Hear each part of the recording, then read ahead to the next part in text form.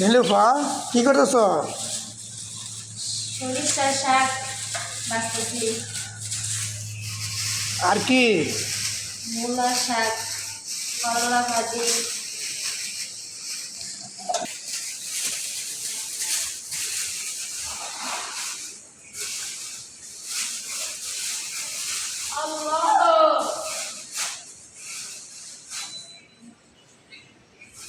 যে মূলা শাক, মূলা দিয়ে শাক ভাজি করবো, মূলা দিয়ে মাছ রান্না করবো, টমেটো ছালাদ, শসার ছালাদ, বেগুন ভর্তা,